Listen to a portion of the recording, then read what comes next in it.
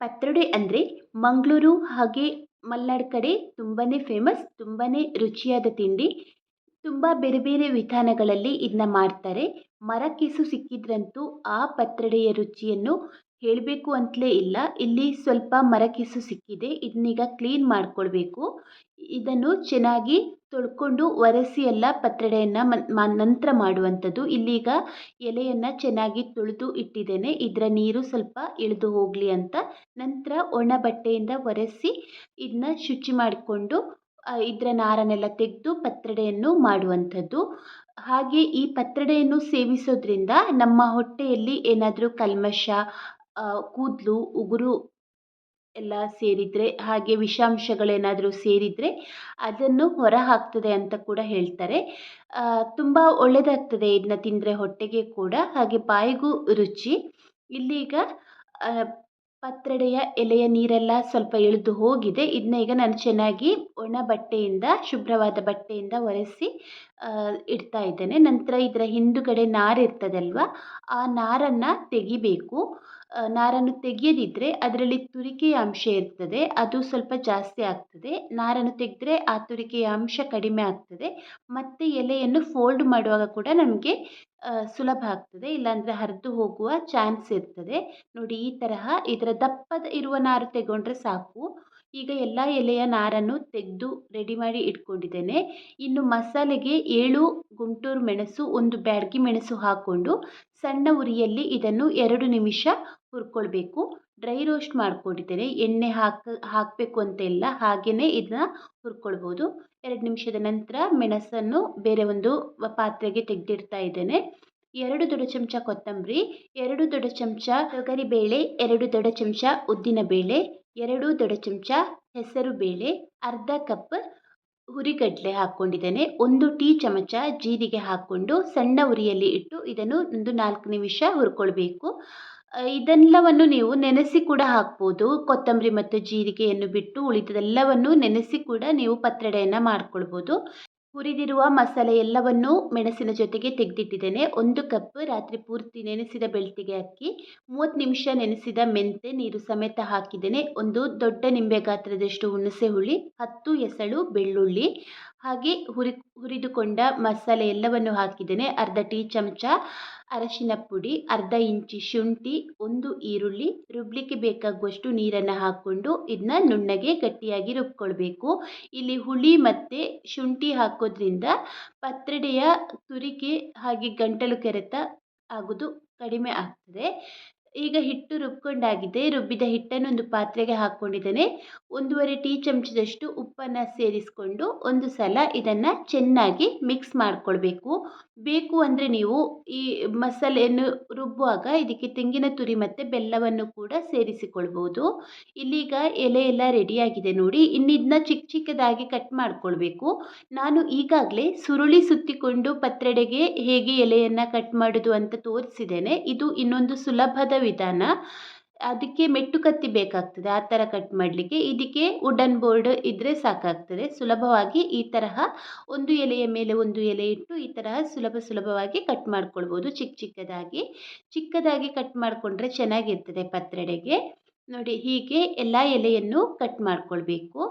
ನಾನು ಈ ಪತ್ರೊಡೆ ಮಾಡಲಿಕ್ಕೆ 18 ಎಲೆಯನ್ನು ಬಳಸಿಕೊಂಡಿದ್ದೇನೆ.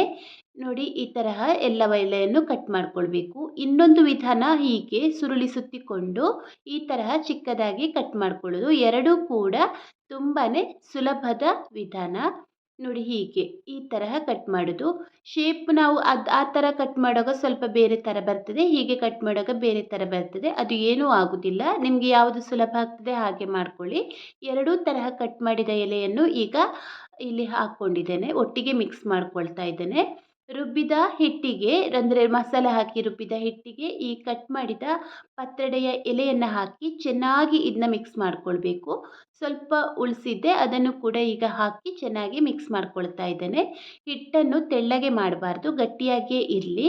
ನೋಡಿ, ಈಗ ನಿಮಗೆ ಸೌಟಿಂದ ಮಿಕ್ಸ್ ಮಾಡೋದು ಕಷ್ಟ ಆಗ್ತದೆ ಅಂದರೆ ಕೈಯಿಂದನೇ ಮಾಡ್ಕೊಳ್ಬೋದು. ಇದು ನೋಡಿ, ಇದು ಸಾಗುವಾನಿ ಮರದ ಎಲೆ, ಟೀಕ್ ವುಡ್ ಲೀಫ್. ಇದರಲ್ಲಿ ನಾನಿವತ್ತು ಪತ್ರೊಡೆಯ ಕಡುಬನ್ನು ಮಾಡ್ತೇನೆ. ಇದು ಒಳ್ಳೆಯ ಕಲರ್ ಕೊಡ್ತದೆ ಕಡುಬಿಗೆ. ಒಂಥರ ಬ್ರೌನ್ ಕಲರಲ್ಲಿ ಬರ್ತದೆ. ಹಾಗಾಗಿ ಈ ಎಲೆಯಲ್ಲಿ ಹಾಗೆ ಹೆಲ್ತ್‌ಗೆ ಕೂಡ ಒಳ್ಳೆಯದು ಅಂತ ಹೇಳ್ತಾರೆ. ಈ ಎಲೆ ಸಿಗದಿದ್ದರೆ ಬಾಳೆ ಎಲೆ ಅಥವಾ ಉಪ್ಪಳಿಗೆ ಎಲೆಯಲ್ಲಿ ಕೂಡ ಮಾಡ್ಬೋದು ಅಥವಾ ಕೆಸುವಿನ ಎಲೆಯಲ್ಲಿಯೇ ಇದನ್ನು ಮಡಚಿ ಇಡ್ಬೋದು. ನೋಡಿ ಈ ತರಹ ಮಡಚಿಕೊಂಡ್ರೆ ಆಯಿತು.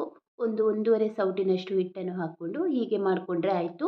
5 ಕಡುಬು ತಯಾರಾಗಿದೆ. ಇದರಲ್ಲಿ 5 ಕಡುಬು ಮಾಡ್ಕೊಂಡಿದ್ದೇನೆ. ಇಡ್ಲಿ ಪಾತ್ರೆಯಲ್ಲಿ ನೀರು ಈಗಾಗಲೇ ಬಿಸಿಯಾಗಲಿಕ್ಕೆ ಇಟ್ಟಿದ್ದೆ. ಒಂದು ಪ್ಲೇಟಲ್ಲಿ ಮಾಡಿದ ಎಲ್ಲ ಕಡುಬನ್ನು ಇಟ್ಟು ಮುಚ್ಚಳ ಮುಚ್ಚಿ ದೊಡ್ಡ ಉರಿಯಲ್ಲಿ ಒಂದು 40 ನಿಮಿಷ ಇದನ್ನು ಬೇಯಿಸ್ಕೊಂಡ್ರೆ ಆಯಿತು. ಈಗ 40 ನಿಮಿಷದ ನಂತರ ಸ್ಟವ್ ಆಫ್ ಮಾಡ್ಕೊಂಡಿದ್ದೇನೆ.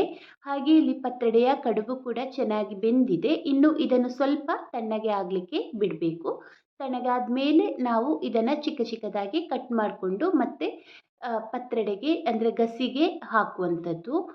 ನೋಡಿ ಇಲ್ಲೀಗ ತಣ್ಣಗೆ ಕೂಡ ಆಗಿದೆ. ಇದನ್ನ ಈಗ ಓಪನ್ ಮಾಡ್ಕೊಳ್ಳೋಣ. ಹೇಗೆ ಬಂದಿದೆ ನೀವೇ ನೋಡ್ಬೋದು.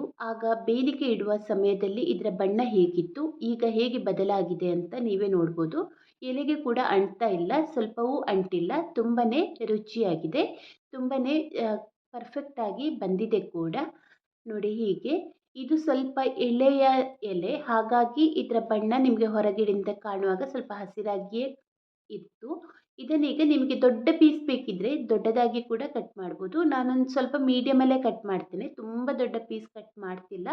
ಕೆಲವರಿಗೆ ದೊಡ್ಡ ಪೀಸ್ ಮಾಡಿ ಹಾಕಿ ಪತ್ರೊಡೆ ಮಾಡೋದು ಅಂದರೆ ಇಷ್ಟ. ನಾವು ಗ್ರೇವಿಯನ್ನು ಸ್ವಲ್ಪ ತೆಳ್ಳಗೆ ಮಾಡಿಕೊಂಡು ಮಾಡಿದರೆ ದೊಡ್ಡ ದೊಡ್ಡ ಪೀಸ್ ಮಾಡಿ ಹಾಕಿದ್ರೇ ಚೆನ್ನಾಗಿರೋದು. ನಾನು ಸ್ವಲ್ಪ ದಪ್ಪವಾಗಿ ಮುದ್ದೆ ಮುದ್ದೆ ಆಗಿ ಮಾಡ್ತೇನೆ, ಹಾಗಾಗಿ ಚಿಕ್ಕ ಪೀಸನ್ನೇ ಮಾಡ್ಕೊಂಡಿರೋದು. ಎಲ್ಲ ಪತ್ರೊಡೆ ಕಡುಬನ್ನು ಈಗ ಕಟ್ ಮಾಡಿ ಇಟ್ಕೊಂಡಿದ್ದೇನೆ ನೋಡಿ ಈ ಸೈಜಿಗೆ. ಇನ್ನು ಮಸಾಲೆಗೆ 10ರಿಂದ 12 ಗುಂಟೂರು ಮೆಣಸು ಹಾಕ್ಕೊಂಡು ಸಣ್ಣ ಉರಿಯಲ್ಲಿ ಇದನ್ನು 2 ನಿಮಿಷ ಹುರ್ಕೊಳ್ಬೇಕು. 2 ನಿಮಿಷ ಸರಿಯಾಗಿ ಹುರ್ಕೊಳ್ಳಿ, ಗರಿ ಗರಿ ಆಗಬೇಕು ಮೆಣಸು. ಈಗ ಒಂದು ಪ್ಲೇಟಿಗೆ ಈ ಮೆಣಸನ್ನು ತೆಗೆದಿಟ್ಕೊಳ್ತೇನೆ. ಡ್ರೈ ರೋಸ್ಟ್ ಮಾಡ್ಕೊಂಡಿರೋದು. 1 ದೊಡ್ಡ ಚಮಚ ಕೊತ್ತಂಬರಿ ಬೀಜ, 1 ಟೀ ಚಮಚ ಉದ್ದಿನ ಬೇಳೆ, 5ರಿಂದ 10 ಮೆಂತ್ಯ ಬೀಜ, ಅರ್ಧ ಟೀ ಚಮಚ ಜೀರಿಗೆ ಹಾಕ್ಕೊಂಡು ಸಣ್ಣ ಉರಿಯಲ್ಲಿ 1 ನಿಮಿಷ ಇದನ್ನು ಹುರ್ಕೊಂಡಿದ್ದೇನೆ. ಈಗ ಸ್ಟವ್ ಆಫ್ ಮಾಡಿಕೊಂಡು ಹುರಿದ ಎಲ್ಲ ಮಸಾಲೆ ತಣ್ಣಗಾದ ಮೇಲೆ ಮಿಕ್ಸಿ ಜಾರಿಗೆ ಹಾಕಿದ್ದೇನೆ. 1/4 ಟೀ ಚಮಚ ಅರಶಿನ ಪುಡಿ, ಸಣ್ಣ ನಿಂಬೆ ಗಾತ್ರದ 1/4 ಭಾಗದಷ್ಟು ಹುಣಸೆ ಹುಳಿ ಹಾಕ್ಕೊಂಡಿದ್ದೇನೆ. ಇಲ್ಲಿ ಕಡುಬಿಗೆ ಹುಣಸೆ ಹುಳಿ ಎಲ್ಲ ಸರಿಯಾಗಿ ತಾಗಿದೆ, ಹಾಗಾಗಿ ಇಲ್ಲಿ ಕಡಿಮೆ ಹಾಕ್ಕೊಳ್ತೇನೆ, ಇಲ್ಲಾಂದರೆ ಜಾಸ್ತಿ ಹಾಕ್ಕೋಬೇಕು.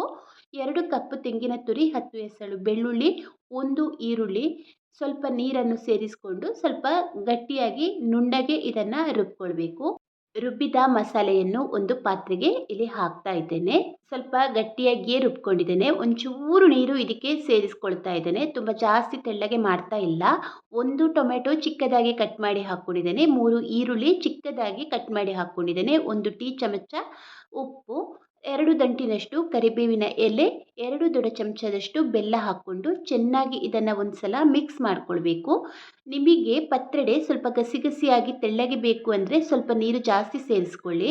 ಮಧ್ಯಮ ಉರಿಯಲ್ಲಿ ಇಟ್ಕೊಂಡು 5ರಿಂದ 7 ನಿಮಿಷ ಇದನ್ನು ಕುದಿಸ್ಕೊಳ್ಬೇಕು. ಅಂದರೆ ಇಲ್ಲಿ ಟೊಮೆಟೊ ಈರುಳ್ಳಿ ಎಲ್ಲ ಬೇಯಬೇಕು, ಹಾಗಾಗಿ ಸ್ವಲ್ಪ ಜಾಸ್ತಿ ಹೊತ್ತು ಬೇಯಿಸ್ಕೊಳ್ಬೇಕಾಗ್ತದೆ. ಈಗ 7 ನಿಮಿಷದ ನಂತರ ಕಟ್ ಮಾಡಿದ ಪತ್ರೊಡೆಯ ತುಂಡುಗಳನ್ನು ಇದಕ್ಕೆ ಹಾಕಿ ನಯವಾಗಿ ಮಿಕ್ಸ್ ಮಾಡಿಕೊಳ್ಬೇಕು. ಇನ್ನಿದು ಕುದೀತಾ ಹೋದ ಹಾಗೆ ದಪ್ಪ ಆಗ್ತದೆ.